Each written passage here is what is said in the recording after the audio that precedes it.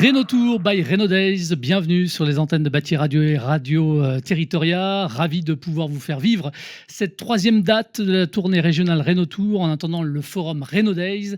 Je vous rappelle d'ailleurs les dates du forum, les 7 et 8 octobre prochains. À Paris, ce sera porte de Versailles pour cette troisième date. Nous sommes ici à Nantes, en Loire-Atlantique, sur l'île de Nantes, au cœur du quartier de la création, emblème de la réhabilitation d'un quartier et également de l'innovation dans le bâtiment unique et plus précisément dans l'espace de coworking. La ville est belle. Merci d'ailleurs aux équipes sur place qui nous accueillent et merci également au public pour votre attention. Encore une fois, vous avez le droit de vous applaudir. Merci à vous, merci d'être présents. Le public que je sollicite, n'hésitez surtout pas tout à l'heure à interpeller nos intervenants ici présents sur place pour poser des questions. Ils seront évidemment ravis de pouvoir vous répondre. Nouvelle table ronde, focus cette fois sur les solutions innovantes en local, toujours évidemment dans le domaine qui nous concerne, la rénovation énergétique. L'occasion également de s'arrêter sur des cas pratiques et d'évoquer évidemment des retours sur expérience. Je vous présente mes quatre invités. Philippe Courteau, bonjour. Bonjour. Responsable du centre technique Cinéo de Saint-Aignan-Grandlieu. Bienvenue, merci d'être présent. Émilie Rochepotet, bonjour. Bonjour. Déléguée régionale Grand Ouest pour l'agence Qualité Construction. Voilà, c'est ça. Julien Roca, bonjour. Bonjour. Business manager chez Nodewise. Vincent Pellet, bonjour. Directeur marketing .P, région Bretagne, Pays de la Loire. Merci à tous les quatre d'être présents. Peut-être une question commune aussi que j'ai posée lors de la première table ronde, mais selon vous, comment est-ce qu'on fait pour accélérer la massification d'ampleur ? Alors nous, comme notre objectif, c'est de massifier l'économie circulaire et réemploi dans le bâtiment. Pour massifier la rénovation effectivement d'ampleur, c'est déjà accompagner encore plus les entreprises, développer encore plus l'accompagnement, l'économie circulaire et surtout le sourcing de gisements. C'est-à-dire qu'aujourd'hui, on a besoin de récupérer des gisements lors de la déconstruction ou de curage de bâtiments pour pouvoir les reconditionner et les remettre en place. Julien ? Alors pour massifier, alors nous on travaille sur le domaine plutôt tertiaire, donc effectivement c'est le décret tertiaire, les accompagnements, les aides, les C2E, voilà, ça c'est des dispositifs qui permettent d'accélérer, je pense, le mouvement de performance énergétique et de rénovation. Émilie ? Eh bien, pardon, je refais. Pas de souci. Pour massifier, eh bien, tout simplement, il faut pouvoir avoir un outil fiable qui permet d'avoir des informations fiables, techniques, pour faire une rénovation performante de qualité. Et on en reparlera. Vincent Pellet ? Pour massifier, moi je suis convaincu qu'il faut se trouver dans le mètre carré de chacun de nos artisans pour leur partager toutes les techniques de rénovation. Et du coup, notre ancrage local, à mon avis, est une clé de réussite sur cet enjeu. Et vous nous expliquerez pourquoi tout à l'heure. Philippe Courteau, responsable donc du centre technique Cinéo de Saint-Aignan-Grandlieu.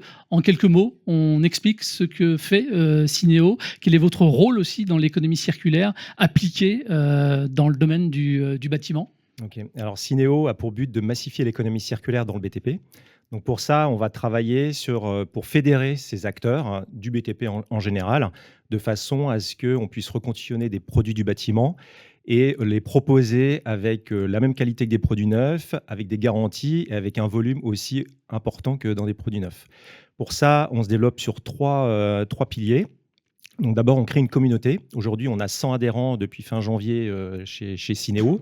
Donc ces adhérents, ils vont des promoteurs, c'est tous les acteurs du BTP, depuis les promoteurs aux entreprises de pose, en passant par des reconditionneurs de matériaux.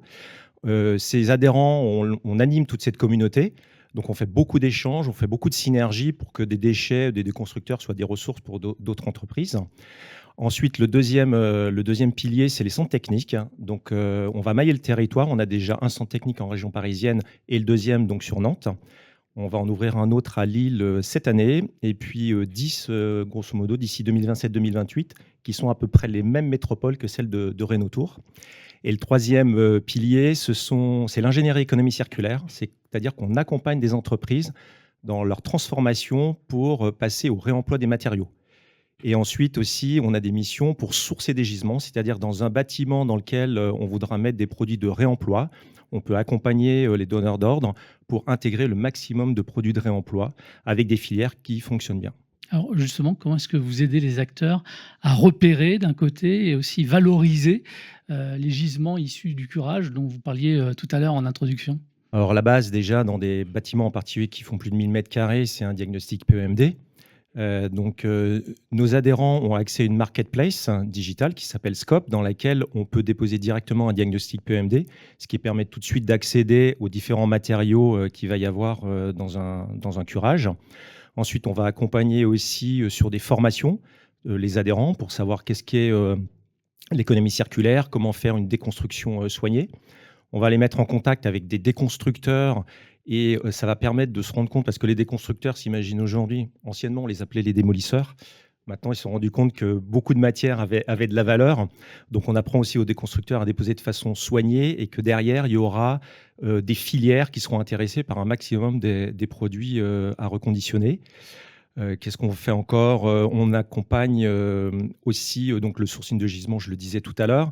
C'est-à-dire qu'on va rencontrer les maîtres d'œuvre, les promoteurs, pour connaître sur notre territoire quels sont les projets à venir duquel il y aura beaucoup de gisements à recueillir. Un exemple tout simple, il y a la CPM qui fait 23 000 m², qui va être rénovée. Et donc, il faut savoir que le diag PEMD a mis 10 jours à 2 personnes pour le faire. Et donc, il y a un volume de matière qui est impressionnant. Et je ne parle pas de la manne ou du futur CHU. Donc ça, c'est des matières qu'il ne faut absolument pas, il faut pas qu'elles nous échappent, quoi. Il faut considérer aujourd'hui un bâtiment comme étant une banque de matériaux. Puisque vous parlez de lieux, on peut peut-être continuer. Est-ce que vous avez des exemples concrets comme ça d'impact carbone évité grâce justement au réemploi des matériaux? Oui, alors il y a un bâtiment qui a été inauguré hier, qui est une éco-ressourcerie, qui est située à Blain, donc au nord de Nantes. C'est un bâtiment dans lequel tous les particuliers peuvent amener des produits à vendre. Et en fait, le maître d'ouvrage s'est dit, tant qu'à faire un bâtiment avec cet usage-là, autant le faire qu'il soit exemplaire. Et donc, ils avaient demandé à un AMO, qui est un de nos adhérents, la société Elan, de les accompagner pour faire un bâtiment, si possible, à 100% en matériaux de réemploi. Ce qui n'a pas été fait parce que c'était très ambitieux. C'est un projet qui a commencé il y a 5 ans.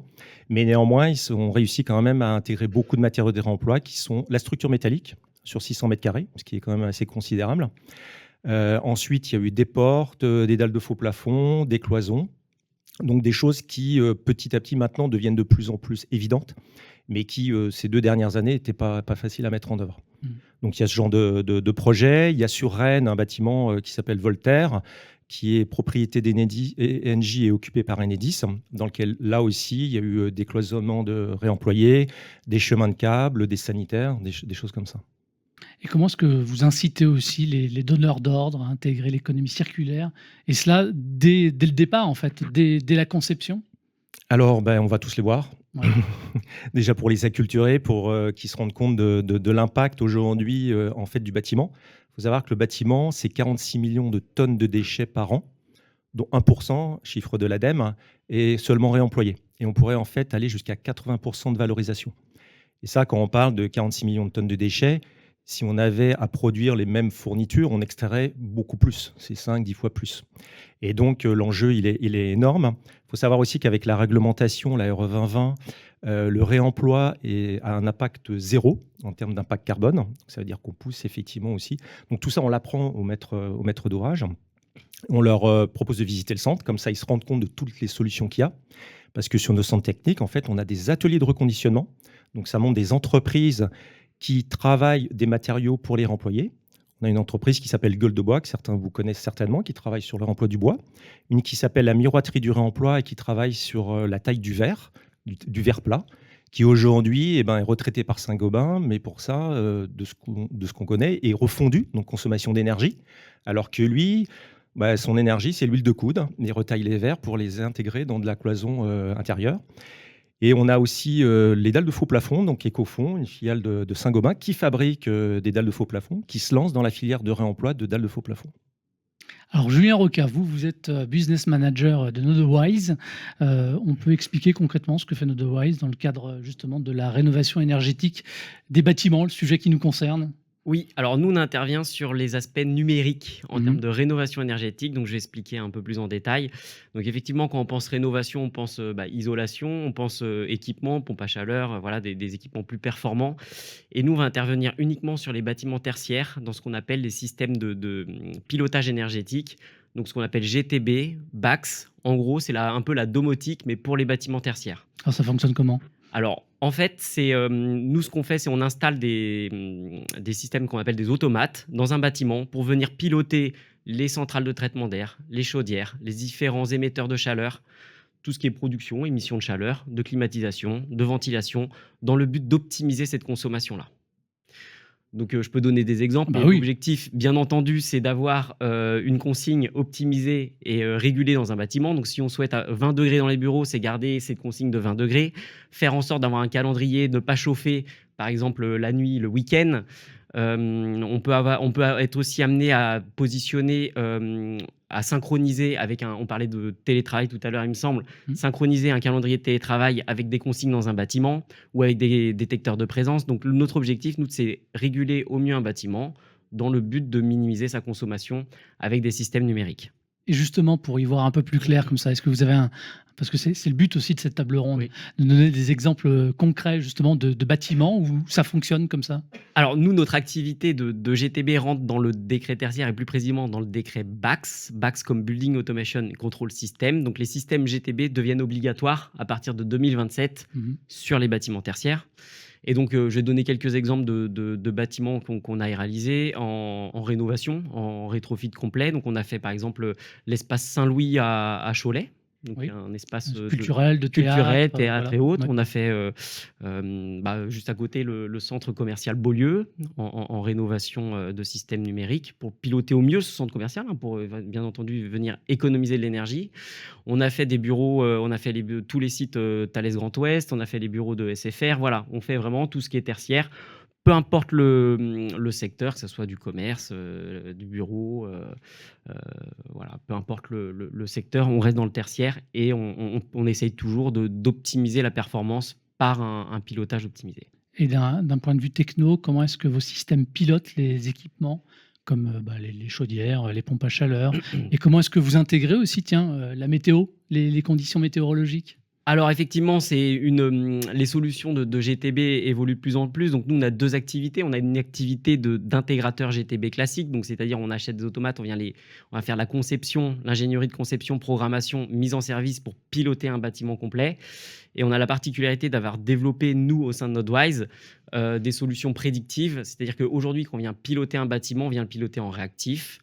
Et aujourd'hui, grâce au machine learning et l'intelligence artificielle, on est capable de piloter un bâtiment en prédictif. Donc, je vais m'expliquer. Ouais. En gros, on est capable de comprendre l'inertie thermique d'un bâtiment et renvoyer des paramètres optimaux sur l'ensemble des équipements en fonction de prévisions météo. Donc, ce n'est pas des prévisions à 5 jours, parce que c'est pas, on sait, toujours fiable le week-end à venir. C'est vraiment les prévisions à la journée où on est capable de finalement prédire quelle température on va avoir dans un bâtiment de bureau, dans chacun des bureaux sur la journée complète. Donc, si on connaît la prévision de température, la prédiction de température, on est capable d'ajuster. Et là, on fait des économies assez importantes. On est capable de faire entre 10 et 30% d'économies sur le chauffage et sur la climatisation. En faisant du prédictif. Vous avez déjà ces retours sur expérience? Oui, on a déjà ces retours sur expérience. On a 7 bâtiments équipés de cette technologie-là, en plus de nos solutions GTB. C'est plutôt des bâtiments qu'on a équipés sur Paris. Donc voilà, on a France Travail notamment et un immeuble de BNP Real Estate. Émilie Roche-Potet, je me tourne vers vous. Vous êtes déléguée régionale Grand Ouest pour l'agence Qualité Construction. Rapidement, même si on connaît ce que vous faites, nous rappeler brièvement quelles sont vos activités au quotidien. Oui, l'agence Qualité Construction, c'est une association qui a été créée dans les années 80 pour prévenir les désordres et améliorer la qualité de la construction. Donc, dans les années 80, la construction était forcément vue comme la construction neuve. Depuis une vingtaine d'années, une grande majorité de notre production est orientée rénovation énergétique, puisque c'est le futur du bâtiment.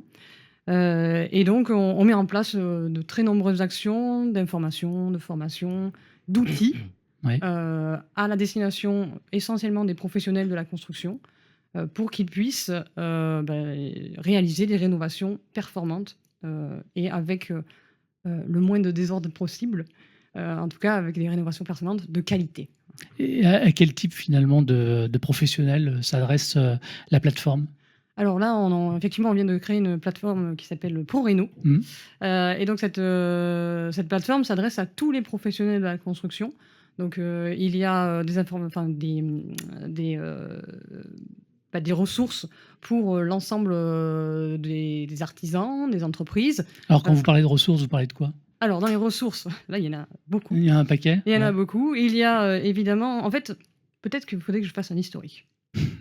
Auparavant, avant la création de ProRéno, Il était une fois. il était une fois, il n'y a pas si longtemps, quand vous cherchiez une information technique sur la rénovation énergétique, vous alliez peut-être sur le site de l'ADEME, ou sur le site de l'ANA, ou sur le site du CSTB, ou sur le site de l'AQC, ou sur le site du CEREMA, ou etc., etc., etc. Peut-être même que vous connaissiez le programme Pacte ou le programme Profil. Et il y avait comme cela de très, très, très, très nombreux contributeurs à la rénovation énergétique. Et donc, pour retrouver une information technique, il fallait quand même avoir beaucoup, beaucoup de temps. Mhm.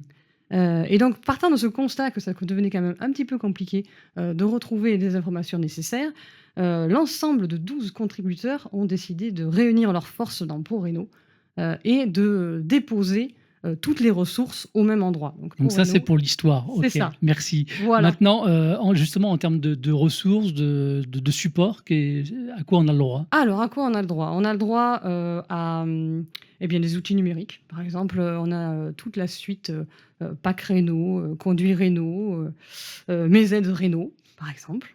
On a le droit à des guides techniques, des fiches typologiques par type de bâtiment. Il y a également les fiches d'autocontrôle, les fiches de réception pour la maîtrise d'ouvrage.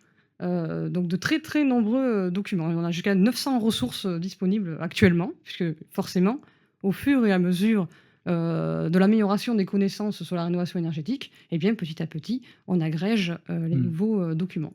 Donc, j'ai vu qu'il y avait de la vidéo, du podcast, Oui. des tutoriaux. Comment est-ce que vous vous assurez aussi de la pertinence de ce que vous proposez en termes de support comme ça? Alors, la pertinence, elle vient tout simplement du travail collectif qui est mené au sein de cette plateforme. ProRéno, en fait, c'est 16 organisations professionnelles qui se sont réunies, c'est un consortium qui s'est réuni pour ce travail collectif. Et donc, en fait, l'ensemble de tous ces regards crée la fiabilité de la plateforme, puisqu'en fait, à 16 organismes professionnels, dont CAPEB, FFB, des représentants de la maîtrise d'ouvrage, de la maîtrise d'œuvre, forcément, avec tous ces regards, on ne peut mettre que des ressources qui sont pertinentes pour les professionnels. Vous avez justement des feedbacks, des retours sur l'usage et l'utilisation de ce type de support? Oui. En fait, là, on est déjà à plus de... Donc, depuis 2024, en 2024, on a eu plus de 1 400 000 pages téléchargées. Des usages très, très réguliers. C'est extrêmement partagé par notamment les organismes professionnels. Et on a aussi effectivement un certain nombre de questions techniques qui nous sont retournées. Cette plateforme fonctionne. Ok. En quoi ProRéno, finalement, c'est si innovant que ça? Alors, la question est peut-être un peu provocatrice comme ça, mais j'ai envie d'avoir votre point de vue. Pourquoi c'est innovant? Une plateforme. Alors, il n'y a pas de cookies. Donc, vous n'avez pas besoin de cliquer sur les 1 million de boutons pour réussir à obtenir l'information. C'est fiable. Ok. Voilà. On n'essaie pas de vous vendre quelque chose. C'est gratuit. Il n'y a pas de publicité, nulle part. Il n'y a pas d'abonnement. Vous n'êtes même pas obligé de créer un compte. Vous pouvez, si vous voulez créer votre propre bibliothèque de ressources, mais ce n'est pas obligatoire. Il n'y a pas d'identification. Et ça, en soi, je pense qu'il y a assez peu d'outils numériques actuellement qui peuvent cocher toutes ces cases. Ok, merci pour toutes ces précisions. J'enchaîne avec Vincent Pellet. Alors, je rappelle que vous êtes le directeur marketing.p de la région Bretagne-Pays de la Loire. En quelques mots, on peut peut-être rappeler là aussi le rôle de Point P aujourd'hui dans le sujet qui nous concerne, la rénovation énergétique. Point P, du coup, c'est un réseau de 1000 agences en France avec à peu près 10 000 collaborateurs. En fait, notre rôle, en fait, il est un peu lié à tout du coup l'écosystème. On a un peu le point de rencontre entre les artisans et du coup les industriels. Donc on a un rôle à la fois de conseiller, à la fois de mettre à disposition une offre qui est de plus en plus durable et de plus en plus décarbonée. Et ensuite, on a quand même aussi un rôle de porter cette innovation pour faire en sorte que les bâtiments soient moins énergivores et du coup avec des impacts carbone plus allégés, quoi. Alors avec vous, on va parler de biosourcés. J'ai vu que vous aviez sorti un guide justement dédié aux matériaux biosourcés et éco-conçus. À qui il s'adresse? Et pour le coup, clairement, quel était l'objectif visé derrière ça? À travers l'offre, en fait, sur la partie notamment rénovation énergétique, l'un des postes en tout cas qu'on commercialise au sein de Point P, c'est l'isolation. Mmh. Et c'est vrai qu'aujourd'hui, dans le choix des isolants, en fait, on a vu apparaître plein d'isolants biosourcés que peuvent être laine de bois, ouate de cellulose, le chanvre, la paille. Et en fait, c'était un épiphénomène il y a encore 4 à 5 ans. Et là, on voit que ça prend des parts significatives. Donc, ça nécessite en fait d'adapter nos plateformes de stockage, parce que ce sont des produits qui prennent beaucoup de place. Ça nécessite aussi de former les différentes équipes, que ce soit les collaborateurs pour vendre ces produits-là, faire la préco. En fait, chaque produit est du coup spécifique à un type d'application. On parlait de confort d'été. C'est vrai on va avoir besoin de matériaux avec du déphasage. Et c'est à ce moment-là qu'il y a des produits biosourcés qui sont nettement plus efficaces que des produits de laine minérale. Donc, c'est dans cet accompagnement qu'on peut du coup faire auprès des artisans pour permettre de faire des rénovations plus efficaces, quoi. Allez, on parle de terre liant. C'est une solution innovante à base de terre cuite. Là aussi, on en Terre parle crue. qu'est-ce que j'ai dit? Cuite. Ah non, Ouais, effectivement, c'est pas effectivement. la même chose. Ouais. De terre crue même stabilisée pour être voilà. Concrètement, ça marche comment? Terre Ça liant. fonctionne comment? Alors, c'est assez marrant de parler de terre et d'innovation au sein du même mot, Ouais, parce que c'est vrai que Terre-Liant, du coup, c'est une technologie qui est brevetée par Saint-Gobain, ouais. et qui du coup associe en fait de la terre criblée avec de la fibre végétale et du coup un liant bas carbone. Donc l'objectif, c'est en fait de réintroduire des technologies qui existaient depuis très très longtemps. On pense aux torchis, mais justement vous me parliez de gains d'échelle. Et ben du coup, c'est de rendre cette technologie en fait industrialisable. Et du coup, c'est ce en quoi cette technologie elle peut être utilisée pour faire des carreaux de terre, donc qui peut à la fois être utilisé pour des cloisons de distribution. On peut du coup remplir des murs ossature bois du coup de terre crue, donc avec des impacts bas carbone pour donner de l'inertie auprès des bâtiments. Il y a aussi des solutions de préfabrication, donc hors site. Et on est aussi en train de travailler aujourd'hui sur la création de blocs en terre du coup crue, en terre du coup stabilisée. Et du coup, le gros avantage, c'est qu'en fait, ça ne modifie pas en fait les modes de pose de nos artisans. Et c'est ce en quoi on aurait la capacité d'accélérer vite sur ces nouvelles technologies. Aujourd'hui, un carreau de terre, il peut se poser de la même façon qu'un carreau de plâtre, Mmh. un bloc de terre stabilisé de la même manière qu'un bloc béton. Donc voilà, c'est toutes ces innovations-là qui font qu'on arrive à décarboner le bâti et à pouvoir accélérer sur notre chantier de rénovation énergétique, quoi. Innovations qui ont été utilisées sur des chantiers ici en région. Ah bah du coup, la technologie de Terre-Liant, elle a été lancée fin 2024. Mmh.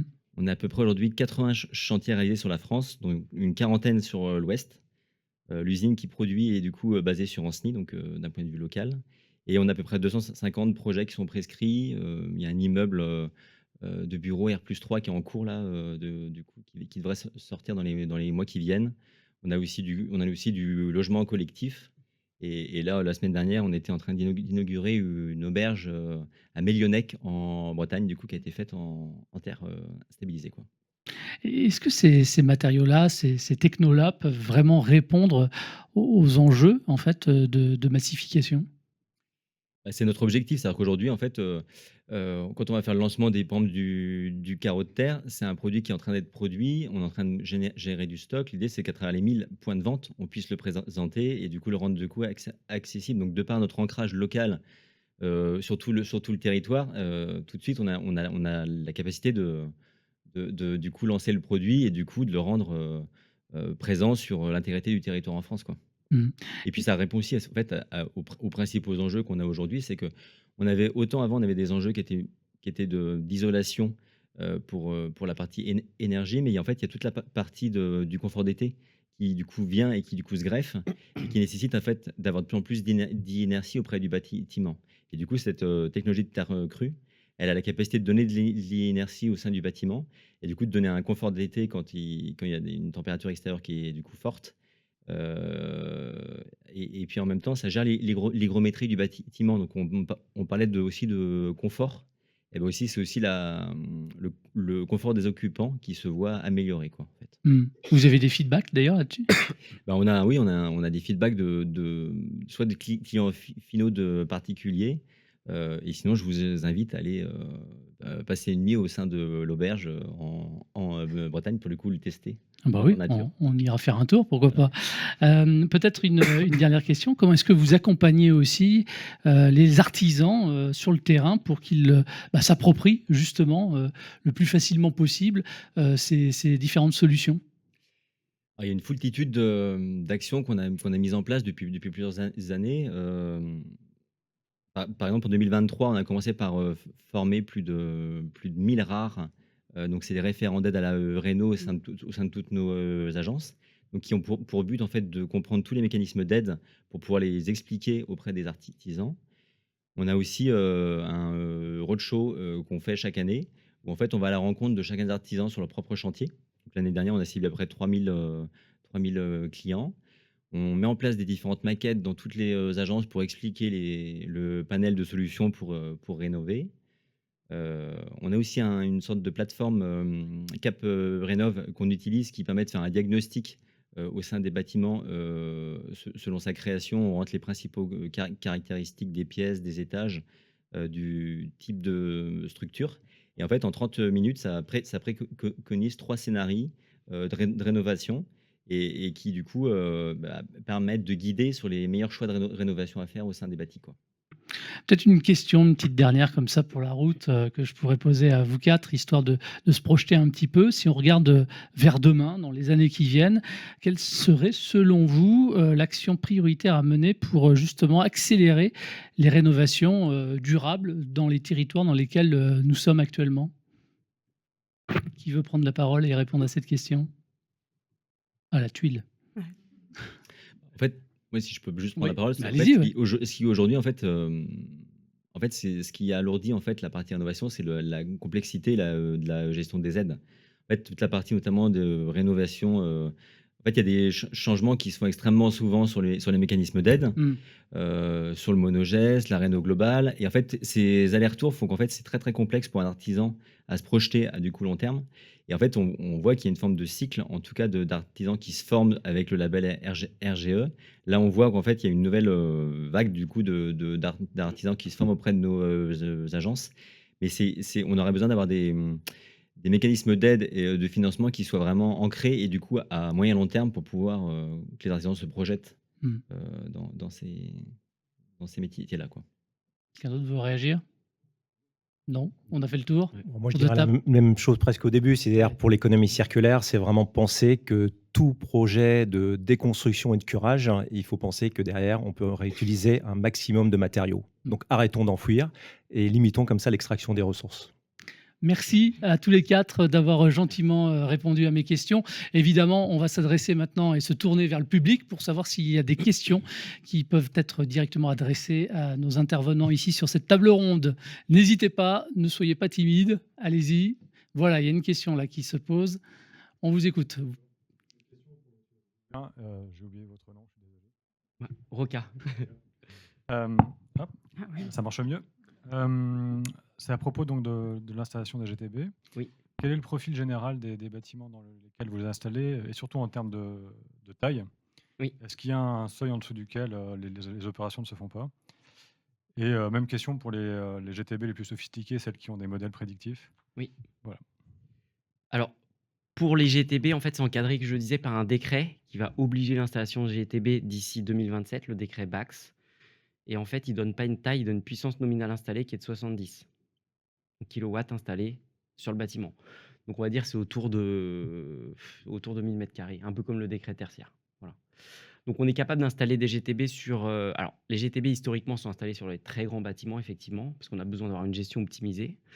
Mais on a de plus en plus comment on peut dire, de GTB packagés, de choses assez simples installées, assez peu onéreux, qui peut s'installer sur des bâtiments de 500, 1000 mètres carrés, sur des petites superficies. Ouais. Donc sur une petite superficie, on ne va pas venir piloter l'ensemble du bâtiment à la pièce. On sera peut-être au niveau du pilotage contact set dans un tableau électrique et au niveau de la prod.